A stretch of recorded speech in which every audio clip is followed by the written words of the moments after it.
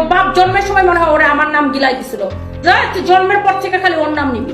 বাংলাদেশে ভাতের অভাব হলেও হতে পারে, কিন্তু বিনোদনের অভাব নেই। আর বর্তমান সময়ের সবচেয়ে আলোচিত নাম বারিশা বনাম তনি। সোশ্যাল মিডিয়ায় চলছে একের পর এক পাল্টাপাল্টি মন্তব্য, যা ঘিরে দর্শকদের আগ্রহ তুঙ্গে। ঘটনার সূচনা বারিশা হকের একটি মন্তব্য থেকে। এক লাইভে তিনি বলেন, অনেকে আছেন যারা ফ্যাশন বোঝেন না, ওয়েস্টার্ন পোশাকের সঙ্গে টিপ পরেন, ঠিক মতো মেকআপ না করে লাইভে আসেন উদ্ভট ভাবে সেজে।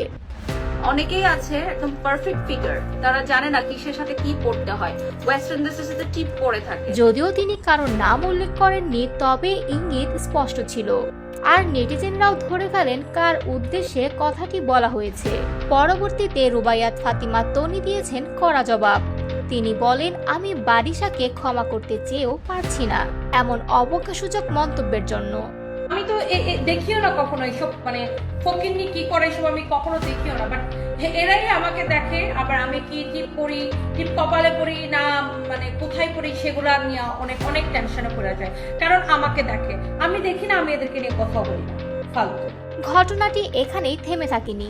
তনির পাল্টা জবাব আর নেটিজেনদের তীব্র প্রতিক্রিয়ার পর বারিশা হক নিজেই আবার ওয়েস্টার্ন পোশাকের সঙ্গে টিপ পরে লাইভে হাজির হন, যা বিতর্ককে আরো উস্কে দেয়। তো সবকিছু মিলিয়ে আমি জাস্ট বলেছি যে অনেকেরই ফ্যাশন সেন্স থাকে না, বা অনেকের ওয়েস্টার্ন আউটফিটের সাথে টিপ পরে, জুয়েলারি পরে।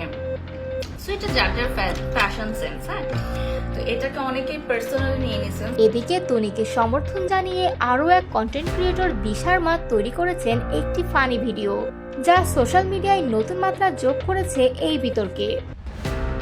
কিরে তুই ওয়েস্টার্নের সাথে টিপ করছিস কেন? এই তুই ওয়েস্টার্নের সাথে টিপ করছিস কেন? তুই ফ্যাশন সেন্স জানোস? এভাবেই প্রতিদিনই নতুন মোড় নিচ্ছে এই কন্টেন্ট যুদ্ধ।